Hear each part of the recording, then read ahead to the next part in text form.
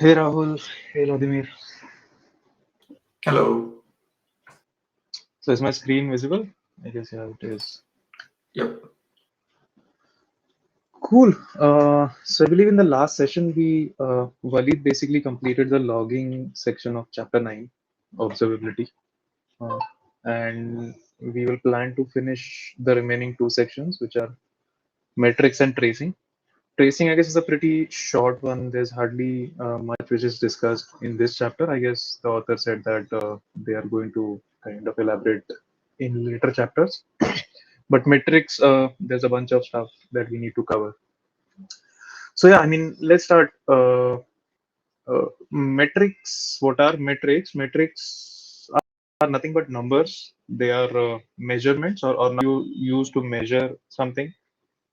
For example, CPU utilization 90%. So 90% is a number.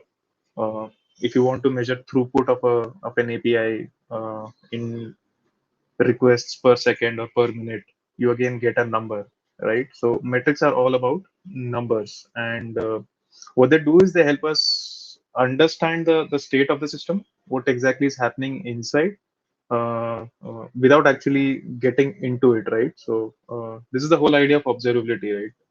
Getting to know your system, about the health of your system, about the performance of your system, right? Using logs, metrics, traces. So yeah, I mean, this is the basis of metric. Metric is not only just used to measure, but it is also used to kind of visualize things on dashboards, and it is also used for alerting, right? So these are the three major things that metrics are kind of used for.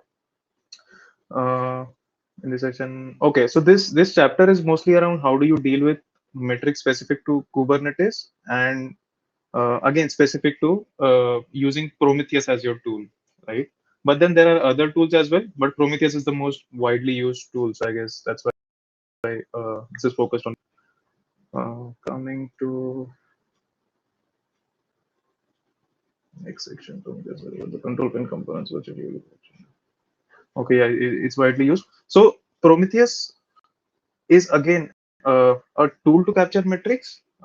It is slightly different from the others, from the predecessors, in the sense that it introduced a scraping model, right, wherein your monitoring tool goes into, or rather accesses your component over an HTTP endpoint and scrapes the metrics, right? So it's a pull-based thing instead of a push-based thing. So your application does not send data to Prometheus. Your Prometheus fetches the metrics from your application, right? So this was one of the primary differentiators in Prometheus and other tools of the time, like Influx or Graphite.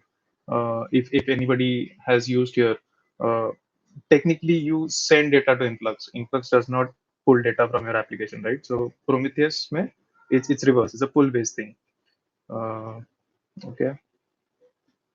What else? Prometheus provides several critical metrics functions, right? So it collects metrics from targets. That's what you said. It stores metrics in the time series database, a TSDB. There are a lot of TSDBs available in the market. Prometheus is just one of them, but since it is well adopted by the Kubernetes community, I guess it's become the de facto standard. When it comes to monitoring Kubernetes based workloads. It sends alerts usually to Alert Manager, which is discussed. Okay. Alert Manager again is a component which is shipped along with Prometheus. It's an optional component. You may or you may not deploy it, but whenever Prometheus generates an alert, it sends it to Alert Manager by default, and then Alert Manager decides what to do with that alert. Prometheus also exposes an HTTP API. So all the data that is stored inside the time series database is exposed via a REST API, and you can consume it either using curl or you can consume it using any programming language, but the most standard way to consume these metrics is via a visualization tool, which is Grafana, uh, right?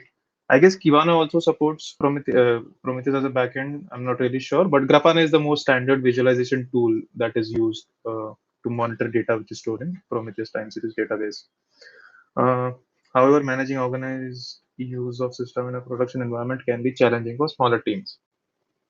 Okay, so fine. I think we'll skip this and we'll get back to this later. There are some challenges that are involved in running Prometheus and Grafana in-house. And that's the reason why tools like New Relic and Datadog have become so popular, right? If you have a fairly small system, if you have, let's say, one cluster or two clusters and workload spread across 5 or 10 nodes, uh, a simple Helm install Prometheus and Grafana should be enough for you. But once you cross a particular threshold, the default installations are no longer enough, and you need to invest a lot of time and resources to make sure that these components are running in a way that you want them to run, right?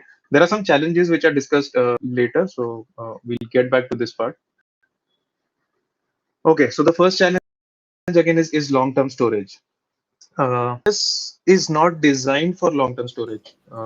It is designed for near real-time storage and access of data, right?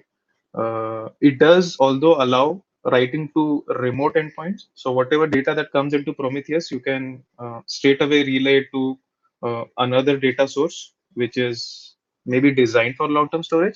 So there are a lot of remote endpoints that are supported by Prometheus. So if you look at the official documentation, remote endpoints, so as of today, this is the list which is officially published on Prometheus.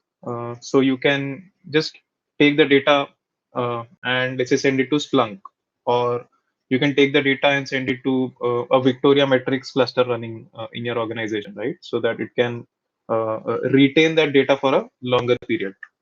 Okay.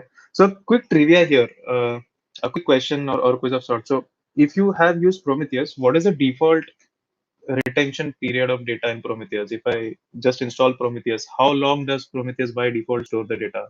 Does anybody have an idea? 1 month. I'm guessing I have not. I don't really recall it No actually. guesses. Then No guesses. Okay, so it's the default retention period is 15 days, but it is configurable. You can also set the retention in terms of size. The size retention by default is 0, so you can send as much data as you want for 15 days.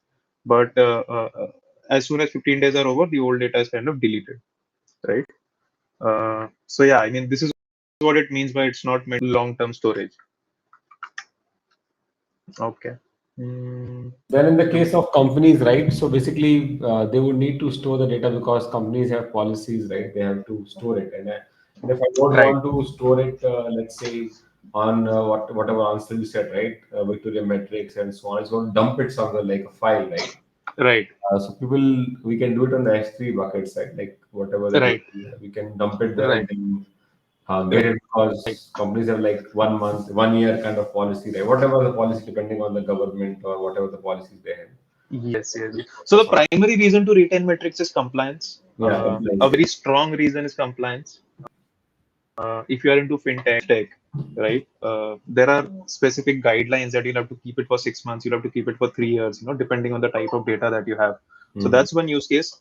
Another use case is it's not just uh, 15 days, which is a problem. It's again the volume that is a problem with default Prometheus, right? So if you have tons and tons of data coming in, right? Even if you keep it for 15 days, a single Prometheus instance may not be a good option for you. Mm-hmm. The another problem which was there with vanilla Prometheus for a lot of organizations was if you want multi-tenancy, if you want data coming from a lot of tenants, but Mm-hmm. if you want to maintain isolation between these tenants, right? So tenant A should not be able to see data for tenant B, right? Okay. So these are the problems which were there in Prometheus, and I think Thanos was one of the first open source projects that started to kind of solve and address these problems. So, like you said, it supports multiple backends. So it supports AWS S3, right? So you can say that data which is older than 15 days, dump it to S3, and whenever I ask for the data, fetch it from S3 and make it available for me, right? So this is one of the problems that it solves. It also solves the problem of multi-tenancy. Uh, and I guess Thanos was created by a gaming company, if I'm not wrong. So they were dealing with a lot of metrics, like huge amount of metrics, and they also had this multi-tenancy problem, right? So they had a lot of Prometheus clusters, tons of Prometheus clusters. So they built this tool which kind of addressed these two problems. But of course, over the years, over like 2016 or 17 is when I guess Thanos started. So they evolved a lot, right? And there's one name missing here, which you mentioned, Victoria-Metrics, which is again a very popular offering, which kind of addresses and solves these problems, right? So if you have this problem in your organization, it's better to not just use Prometheus, but rather evaluate Thanos, Cortex, or Victoria, either Mhm. of these. And again, if you want an open source option, these are the solutions. But one of the solutions that we kind of implemented was AWS managed Prometheus as our central Prometheus, and we had all our tenants writing into this central AWS managed Prometheus, right? So it allowed us high availability. It allowed us retention of metrics and kind of solve this problem for us. So generally, But again, correct. Yeah. we had the budget for it. So, yeah. It's not very cheap. Yes, Yeah, not cheap. And one more thing, I think yeah. we should not deploy the Prometheus on the same cluster, right? It should be somewhere outside, not in the same cluster of where you're running KATS, right? Or the main applications per se, right? Uh, why would you say so? So because if the cluster having some issue, if you can't get the metrics, then what you will do? So as a good practice, I believe, should I go and deploy the Prometheus outside of the cluster on Hmm. which I'm running the application, correct? Because if let's say if I don't have enough resources and somehow Hmm. Prometheus does not take enough priority, for example, other pods may have a priority, it can have an issue. Hmm. No, I get where you're coming from. I think yes, it could be one of it could be a good suggestion for folks who are fairly new to Kubernetes, but Kubernetes does allow you Correct. Yes, yes. isolation It of allows. resources, You right? So can. if you, yeah, if you are kind of comfortable with Kubernetes, you can ensure that resources will always be available for, Correct. Of course. Of course. let's say your authorization service or your monitoring service, Yeah. right? But again, if you don't have that confidence and if you are bold enough to admit it, Correct. you should take it out. Yeah. Yeah. Oftentimes, people don't really kind of admit that they don't know stuff, right? So Right. Right. Right. yeah, I mean, it can be a good Unless suggestion for unless people unless who are you just have you starting. are sure about that resource consumption, how to limit the resource for or how to make sure that the Prometheus applications have other higher priority than other pods kind of a thing, right? Right, You should not do that. right, Okay, yeah, makes right. sense. And there's one more point later, I guess, in this chapter, which in a way addresses this. So there's a very big question in the domain of monitoring, right? So, and that question is, who monitors your monitoring system? Hmm. So, like you said, if Prometheus is down, if your alert manager is down, in Hmm. that case, who will send you an alert, right? Correct. So it's kind of addressed later in this book. So we'll get back to that. Sure. ठीक है. Cool. So the thing, pushing metrics. Okay.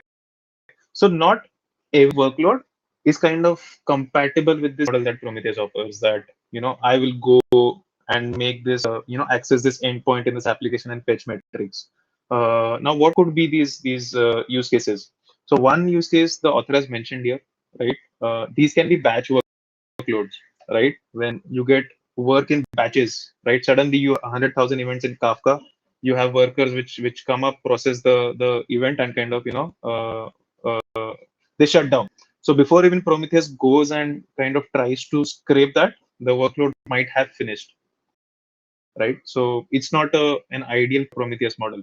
Another use case you can imagine is in this Internet of Things, IoT ecospace, where there are hundreds and thousands of agents, right? These IoT devices which are spread globally.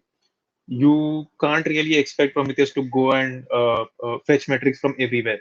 So in these cases, what Prometheus also allows is there is a small component called Prometheus Gateway, which is nothing but a web application, right? A REST API.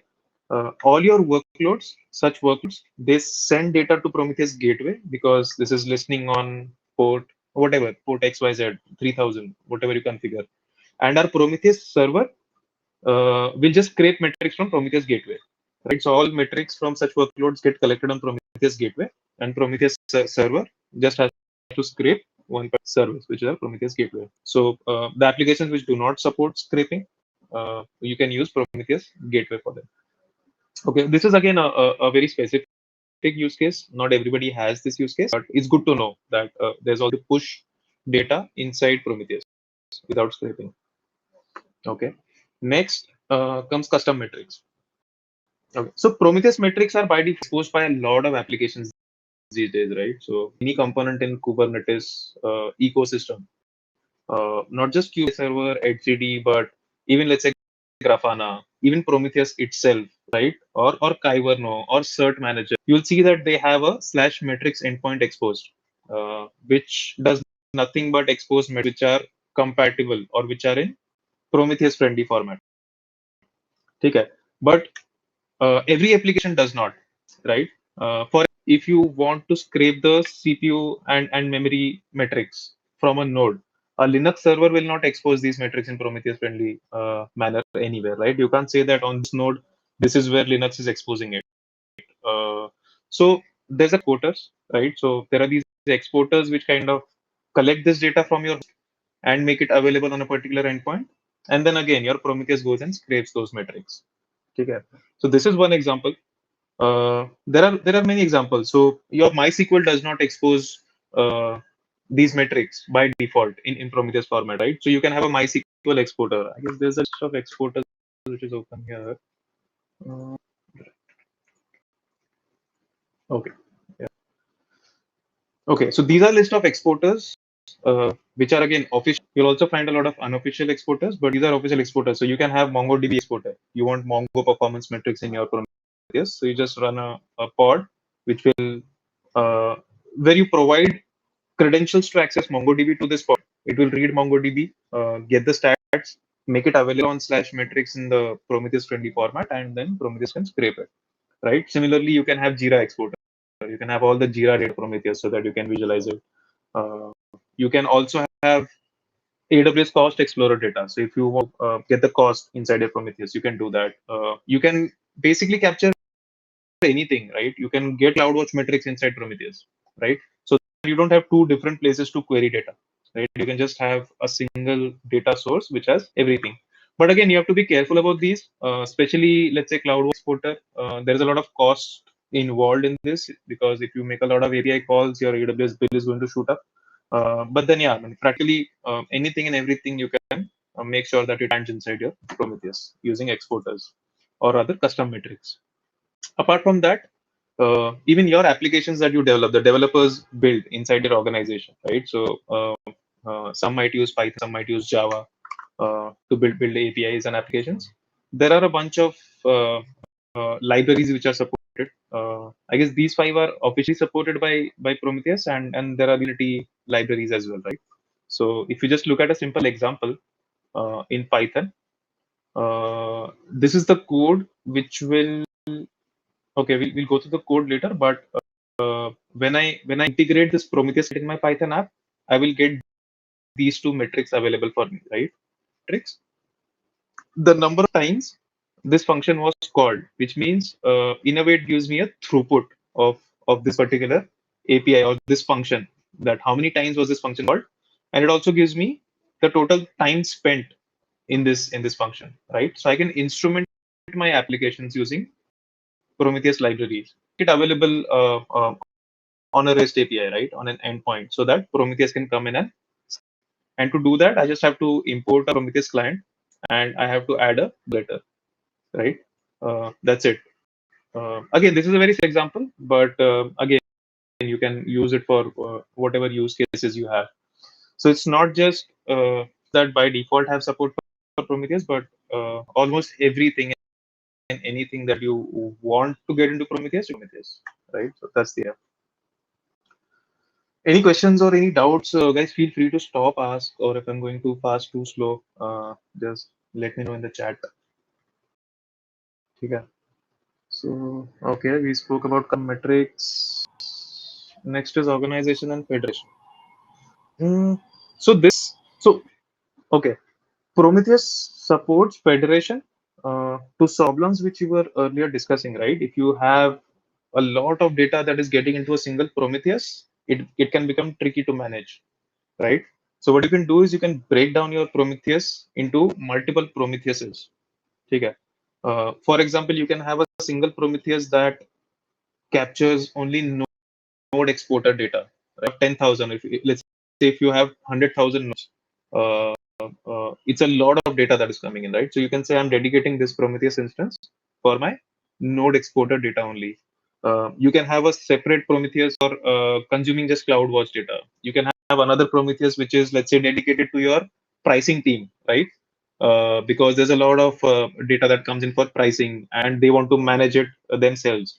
Another reason to do this breakdown is to basically manage cost, right? If you want to do budgeting per team, and if you have these central components like a central Prometheus where everything is coming in, it's difficult to kind of budget how much of this cost is associated for a particular organizational unit or a vertical, right? So there are several use cases where you might want to break down your Prometheus into multiple Prometheuses, but to support that, what Prometheus is, it supports federation. So just like you scrape a particular endpoint, you can also scrape clusters, right? So in this diagram, you can there's a master Prometheus, which is scraping a data or metric multiple Prometheuses, right? Which in turn are scraping data from targets, right? So these targets can be your node exporters, push gateways, and so on, right? So this hierarchy is basically known as federation. Honestly, I've not seen. I mean, maybe it's my lack of experience, but I've not seen anybody use this federation feature from Prometheus, in production or anywhere. People usually fall back to Thanos or Victoria Metrics, or they opt for some managed service, right? But this feature is kind of available.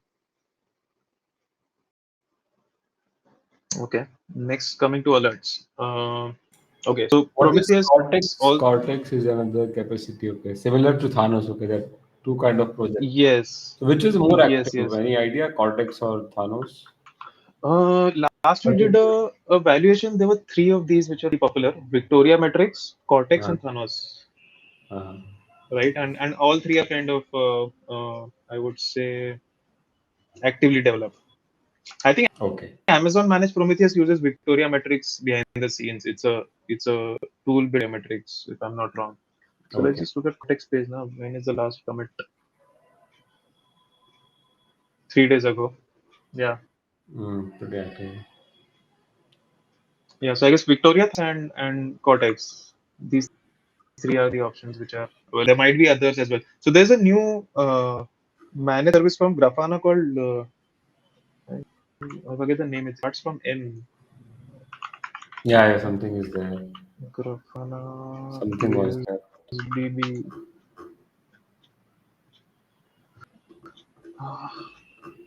What's the name? Mimir. Yeah, Grafana Mimir. But I guess it's managed. How do they? It is not open source if I'm not wrong. It's available in Grafana Cloud. Okay. Okay. Cool. So alerts are managed by Alert Manager.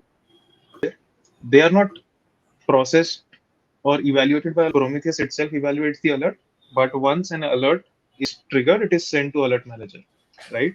So you can configure your Prometheus to say that, hey, this is the Alert Manager where I want all my alerts to go to.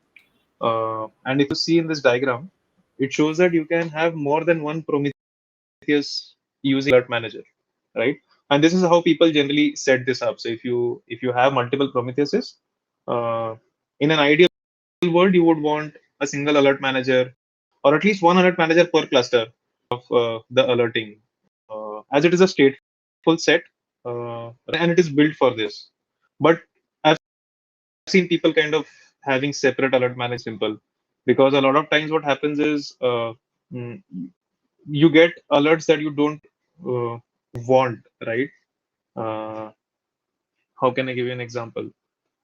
So you get duplicate alerts a lot of times, right? When you kind of just send data into alert manager, unless you do the grouping properly based on the labels which are there in your tricks, right? So it's a slightly effort involved process to have a single alert manager support multiple Prometheuses, but ideally it's fairly good if you kind of get this done in your system. So a Prometheus server evaluate an alert rule, right? And what is an alert rule? An alert rule basically comprise three components, right? So there is a metric, there is a threshold, and there is a duration, right? So you would say, for example, the total number of 502s, which is your metric number of 502s, is greater than 10%, which is a threshold, for more than 15 minutes, which is your duration. Every alert will have at least three components, right? So it will have a metric, it will have a threshold, and it will have a duration. So you define an alert, and whenever this alert gets triggered, it goes to alert manager, and in the alert manager you have to define that what to do with that alert. Whether you just send an email if it's a low priority alert, or create a pager duty incident if it's a high priority alert. And it can also send data to your custom webhooks if you do some kind of analysis or monitoring on top of it. Okay, so that's alert manager. Excessive critical alerts will burn out your on-call engine. Again, this is not a technical discussion, but rather a discussion. But this is true for almost every organization. If you ask any on-call engineer, they have two major problems.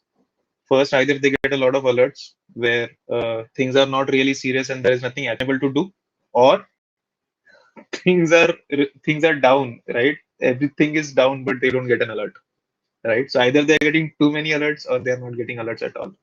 And a lot of companies are trying to solve this problem. There's no solution out there. The only solution is you keep working at it and keep trying to improve your systems. But yeah, I mean, excessive alerts is pretty common. And for every alert that your on-call engineer gets, where they don't have to perform an action, that alert should not exist in your system, right? So every alert should be actionable. I mean, opinionated. This is my opinion. Some people say that let the alerts flow in. Somebody will see, in the team will see. Send it to everybody. But then in that, if you send a single alert to 10 people, I would think Nipendra will see. Nipendra will think I will see, and it doesn't really work out. Okay, it's a very subjective discussion. If anybody wants to have a discussion, we can spend time on it. But if not, we'll move forward. Next is, in addition to alerts for platform, consider how to expose alerting for your tenants. Okay. Uh, Again, if you want to categorize alerts, uh, you can categorize alerts into different buckets, right? So you can have some alerts which are your system alerts, right? Which your DevOps or SRE team would kind of take care of. Like for example, pods are not being able to unscheduled pods on a cluster, or uh, new node addition is failing, right? So these are system alerts, but you would also want your applications, or rather application teams, uh, to configure alerts for their individual services, right? So the example that we saw, that I'm getting 5xx more than 10% for greater than 15 minutes. Or if I say that the response time for my pricing API, if it is greater than 100 milliseconds for 95th percentile, for last 15 minutes, me an alert. These are the kind of metrics that application teams are focusing on, and they would want alerts based on these, right? Because these are the SLAs that they operate on, right? So the challenge here is these numbers. There's no baseline when you start with. Right? There's a lot of flexibility that they expect. Now, if you build a system where every time they want to modify these alerts and they come to you, it becomes cumbersome. So you should, whenever you're building an alerting or whenever you're introducing observability, you should make sure that the end user, right, your tenant, your development team should also have the capability to set these alerts, right? And not just baseline wala part. Alerts are also they keep changing with time. So, for example, if today the threshold for my price API is 100 milliseconds, of course, in the next 6 months, I might work hard. I might do some changes. I might want to bring it down to 50 milliseconds, and I might want to change it and track it, right? So I should have that ability. So once you give me that, and in an ability, what do you need? Just three things, right? I should be able to define a metric. I should be able to define a threshold, and I should be able to define the duration, right? And of course, like who should this alert go to and whatnot, right? But these three things, mainly, if you kind of enable your team, your development team to configure themselves, it adds a lot more value to the organization, right? And also, we should remember the Prometheus metrics would be used for your auto scaling purpose as well. So they also become a critical part because for auto scaling your applications with HPA or something else, they would be used. So of course, and Prometheus would definitely play a role there. For example, you are saying that the same condition what you put up right now, that for this much time, if it is going beyond, or if my CPU is going beyond a certain percentage, Hmm. I would trigger the HPA.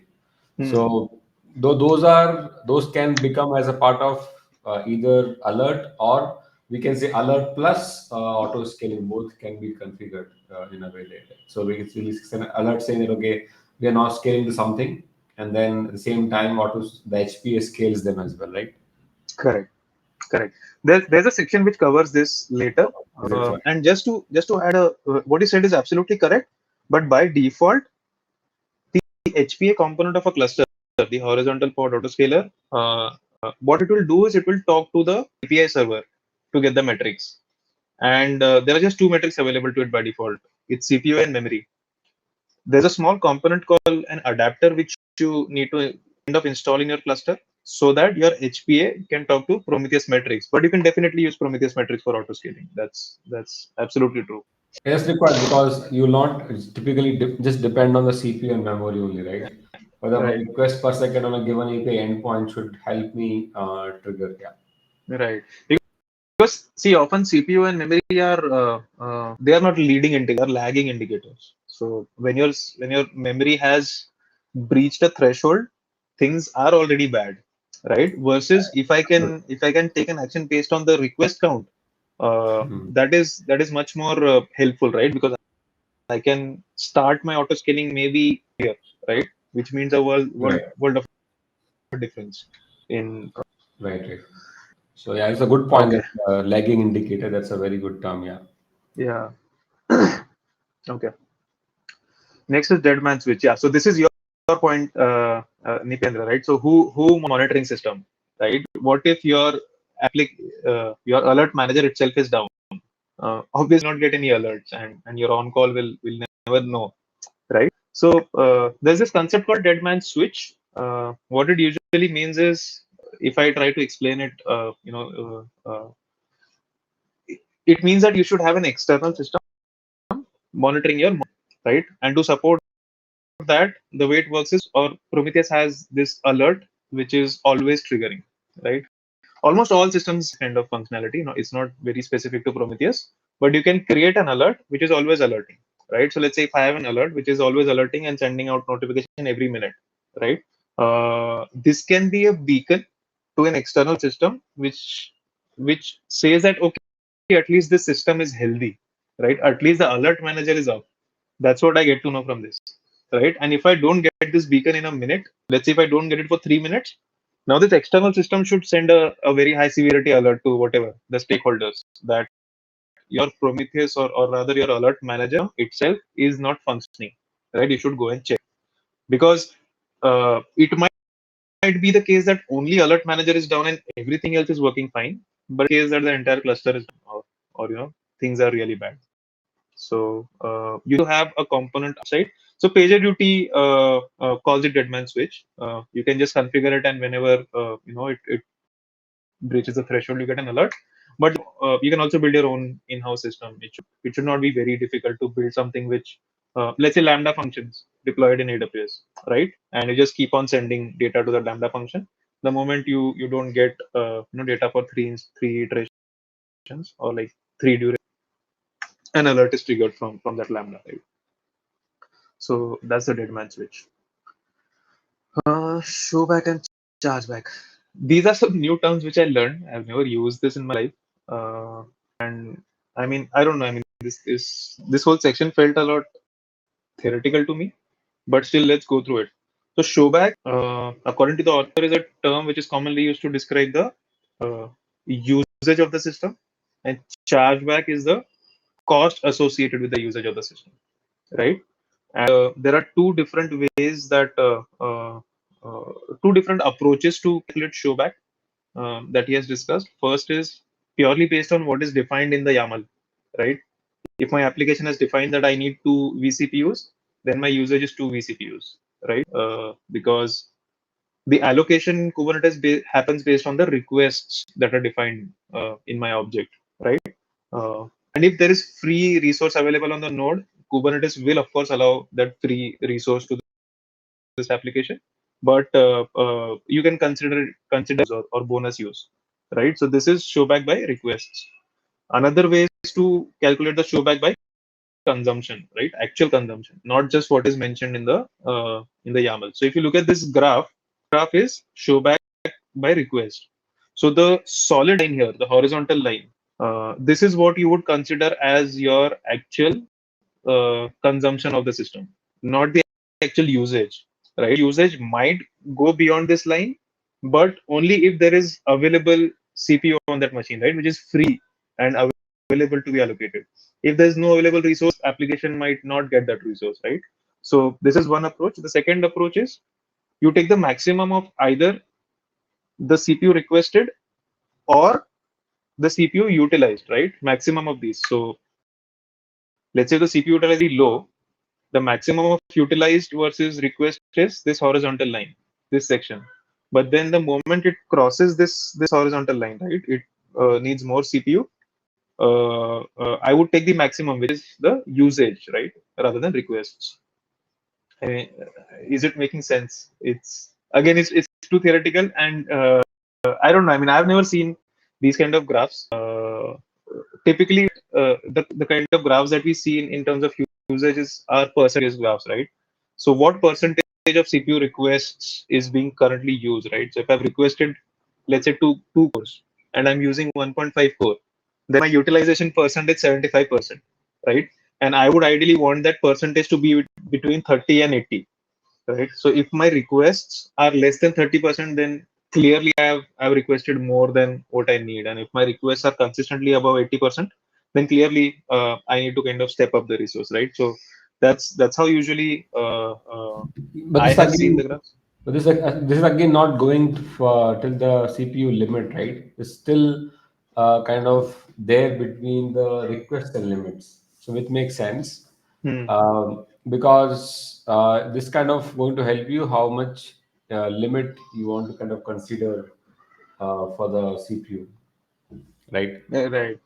This is definitely important because this would eventually help us do the cost optimization Hmm. of the entire cluster. So I Hmm. believe, say if you put a lot of request to your applications, Hmm. then that kind of those kind of CPU resources or memory are blocked by the system for you.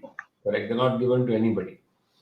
Now, what that happens, for example, let's say if you have six CPU system, assuming that, right? Hmm. And you have given, let's say, two vCPU to everybody, right? Hmm. Then basically your four kind of CPUs are kind of blocked in a way for those two applications in a way. Now, Yeah. if Yeah. but but of course, they are not limiting. So basically, request and limits. But if you have request, then they are kind of blocked for you. But of course, if you have more, you can go to the limit there. Hmm. But Hmm. what happens in those scenarios is you would be having less number of pods running on a given node. Correct. So identifying this number is really important because the number of pods you would run, it would kind of depend on that. So kind of that's why there's the companies like cost and another Q cost and other stuff, right? They would Hmm. keep into account of these things, I believe. Yeah, I So mean, that if you're like trying to get the budgets around yes. things, very granular budgets, then I guess these kind of graphs. But for the example that you said again, I mean, I personally believe that a percentage graph is more helpful, right? Percentage of my requests am I actually consuming, Hmm. right? If I'm consuming 30% of what I've requested, then that's a number that helps me as an operations guy take a decision to check the health of the system. But I guess when I'm focusing on cost particularly, maybe then these graphs would come into play, Right, right? because That eventually, see, if you look at the cast.ai and what the company is there, the other companies also write, right? Their thing is they Hmm. are going to use these kind of AI models to figure out what is the best number of system you would be running at a given point of time, and then they can auto scale and auto scale both up and down your systems. Correct. Hmm. So they kind of help in those scenarios. Anyway, let's carry on, Interesting.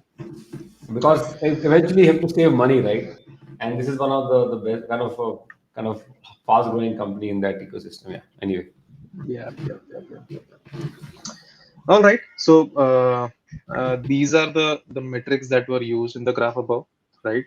For getting the CPU requests, this is the metric queue pod container resource request.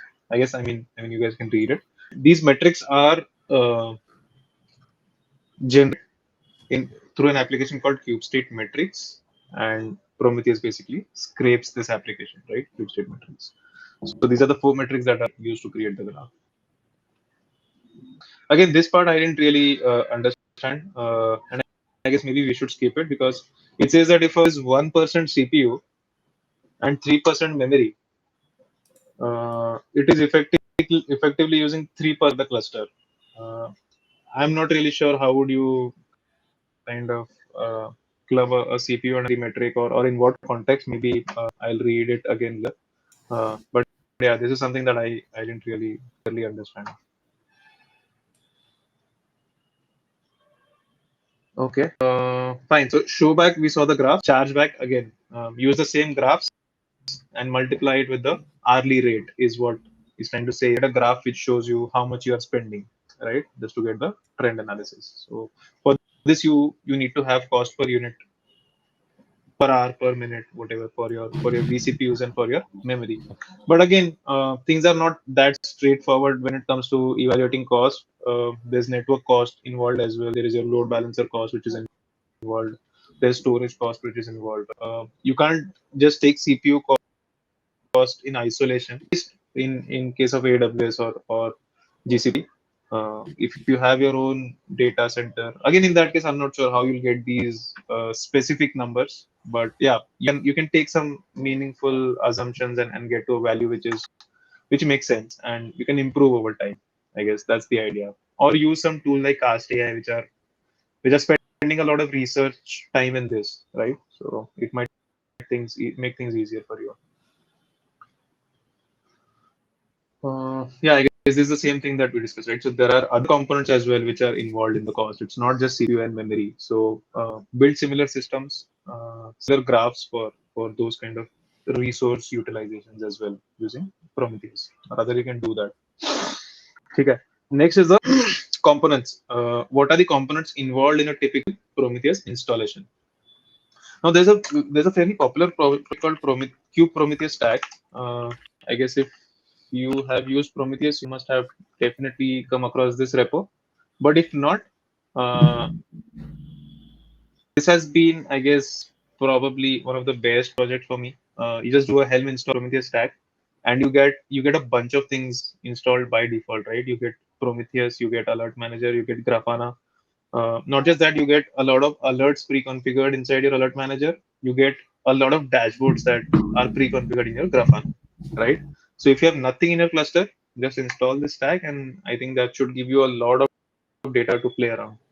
And these are mainly the components that it would install.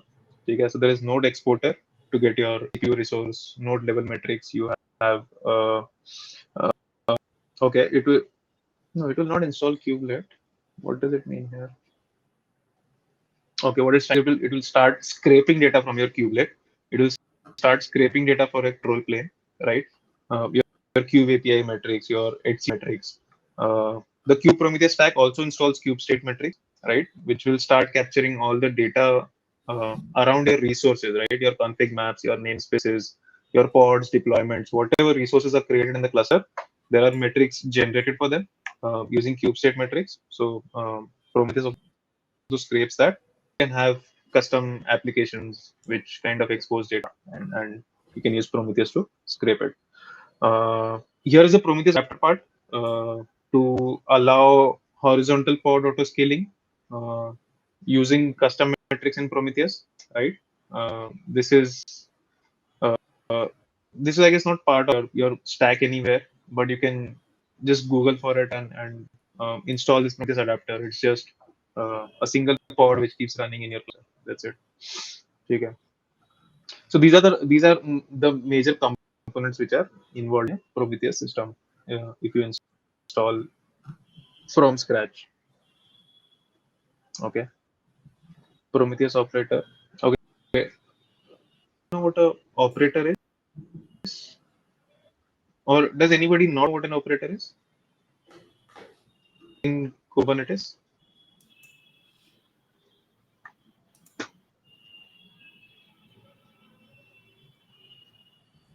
Okay.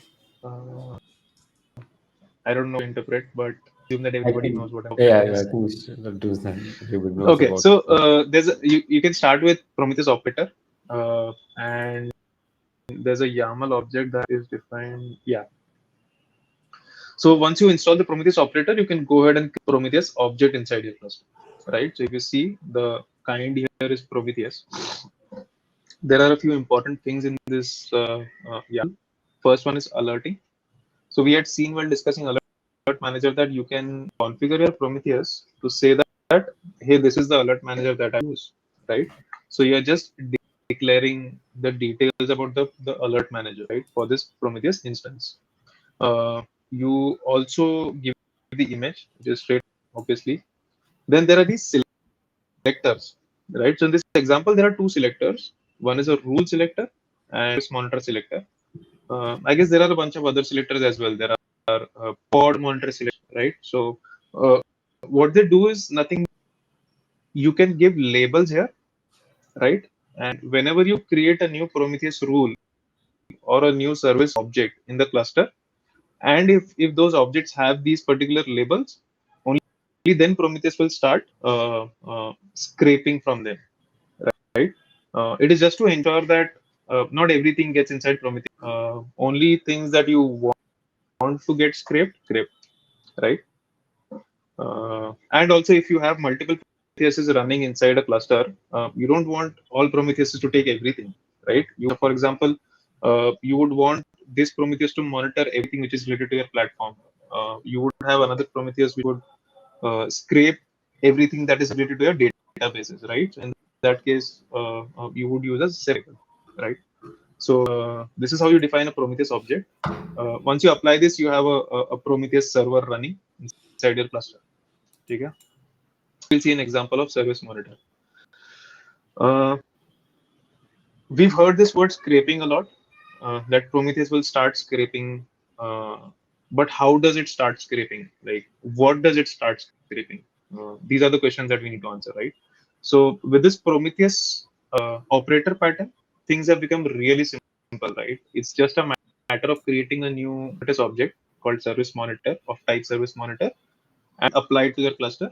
Will start, scraping that particular endpoint.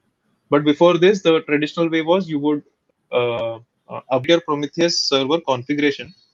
It's a YAML file. You give the details about the endpoint that you want to scrape, and you reload your Prometheus server. Now that's what is automated, right? So when you create a service monitor, firstly you give it a label, right? Monitor platform, because we have a selector defined in our Prometheus that only choose service monitors which have this particular label, right? And after that, uh, in the spec, let's go bottom up in the spec, right? Uh, what are we saying here? We are saying that in the namespace default, look for services, because this is a service monitor. So in the namespace default, look for services which have these two labels defined. Okay, and all these pods make a request over HTTPS, right? By default, it is HTTP, I guess, in Prometheus for scraping. But in this case, we want to make an HTTPS request. Do that request every 30 seconds and use this particular CA file, which I'm mentioned here, right? So basically, what you're doing is you're just giving a target namespace, right, which is default, which could be anything in your case, and you're giving some target labels, right, match labels, and Prometheus will go and figure out services in that particular names and with those particular labels and start scraping it every 30 seconds, right? It's as simple as that. Okay. Next example. Okay. Prometheus rule. Again, you might not need this particularly, right? If you're not doing anything very detailed or specific around Prometheus. But Prometheus rule, if you want an analogy, is similar to what's there in MySQL, stored procedures, right? So if you use MySQL, right, there's something called as a stored procedure, which means you do some kind of operation on existing data, right? And that operation is mostly transforming. So in this case, if you see, we are creating a new rule. Name of the rule is irrelevant. What this rule is doing is it's going to create a new record, right? It is going to create a new metric. This is the name of that metric. And what is that metric going to give me? It is going to give me the output, this complexity which I have, right? So now every time I don't have to go and touch in my whatever PromQL or in my dashboards or in my alerting rules, I can just say code resource, API request total, rate 5 minutes, right? In a way, this means is I'll give a I'll get a count of API server requests which are of type list club for 5 minutes, last 5 minutes, right? And I can get this data. Yeah. So this is what a Prometheus rule does. So if you have a lot of queries, so let's say if you run this query a lot of times or use it at a lot of places, it makes sense to kind of create a shorthand for it, right? So you define a rule and Prometheus will start doing this for you. And you can also create alert rules, right? So this example, if you have pods which are not in ready state for last 15 minutes, then send an alert. Okay. So this is a alert rule. Again, you can just this is a Kubernetes native object of Prometheus rule. You can just create it and apply it to your cluster, and Prometheus will start uh, working on this. And how will it pick it up? Again, this rule alert rules. If you remember the old YAML, there were selectors. Yeah, the rule selector. What it says it will match for particular labels, right? So as long as you make sure that these labels are present in the rule that you create, Prometheus will start consuming them. Okay. I think we have 4 minutes left. Alert manager.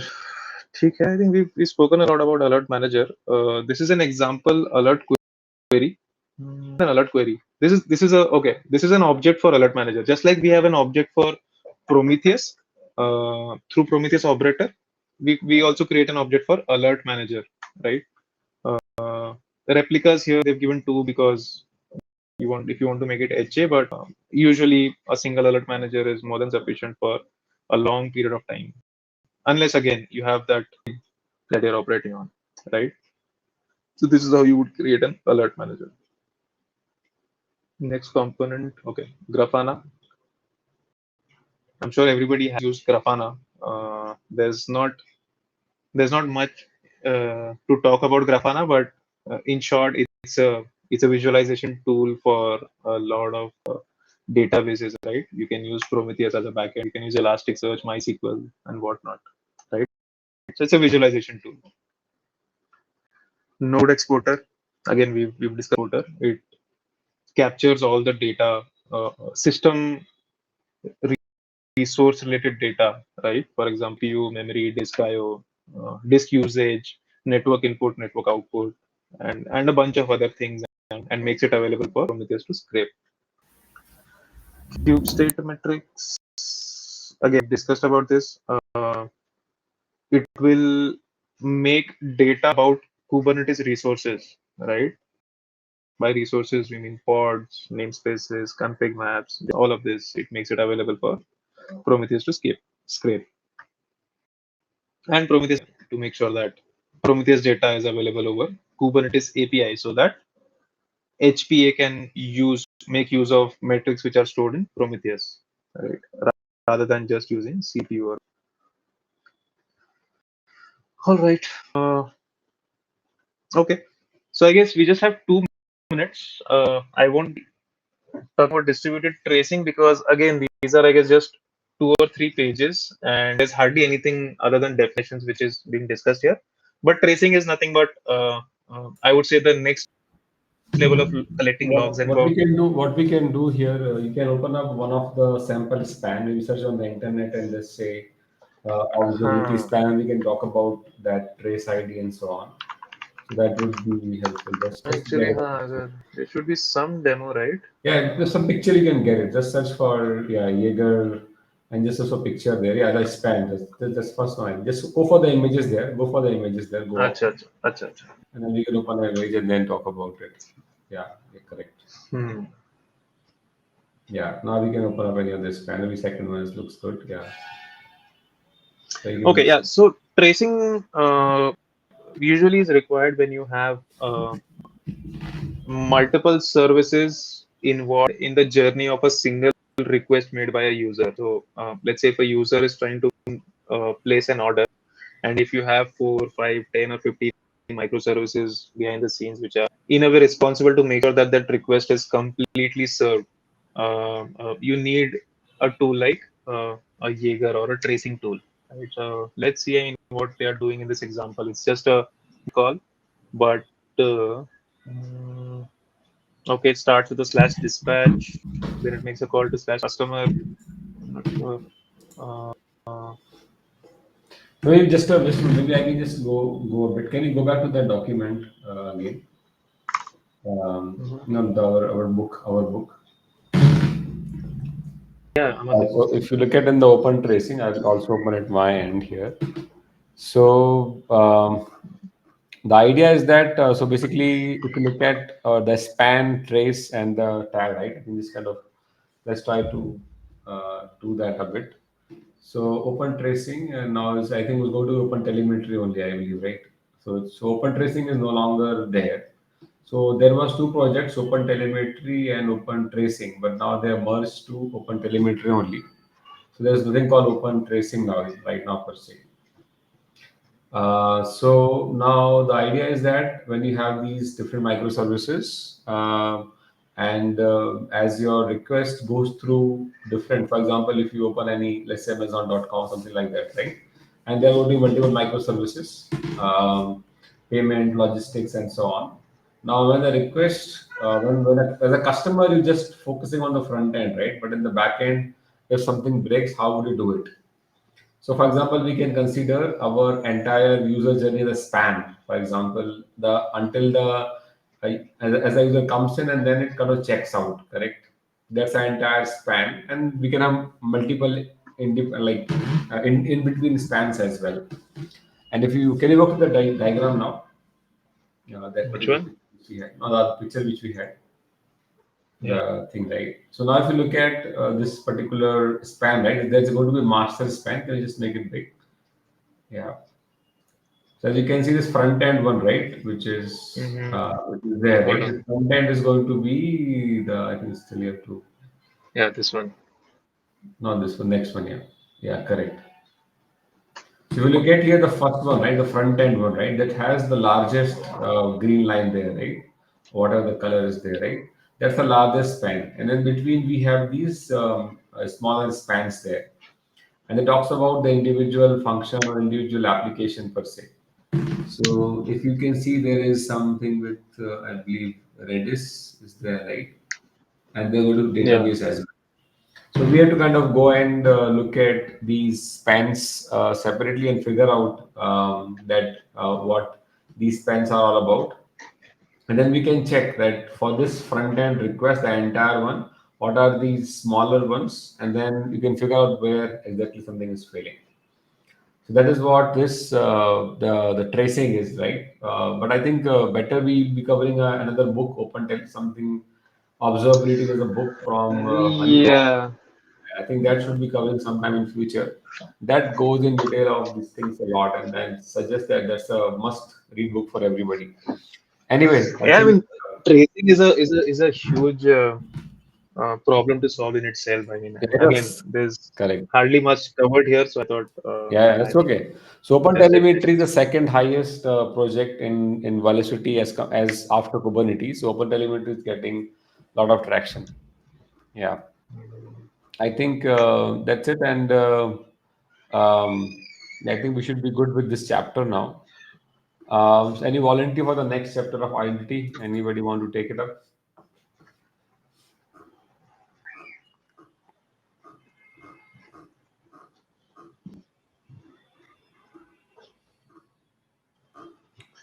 It's a decently big chapter. Start from Okay. 273 to 311, which means 30, 40 pages almost. Okay, fine, no problem. I'll take this up then, no problem. And then Mhm. other than that, there going to be kind of as a Christmas break, I believe, right? So I think today Mm. is 14th. We can meet next week, and then after that, I think we should take a break, right? 28th. I don't Makes expect sense. people to be there, and we can again resume back in January after that. Makes Right. sense. So let's meet next week, 21st. I'll start this session. If anybody want to still take a thing, if you anyone don't take a thing, you can just let me know. Otherwise, I'll start with this 21st December and then do the session and then we'll continue. Yeah.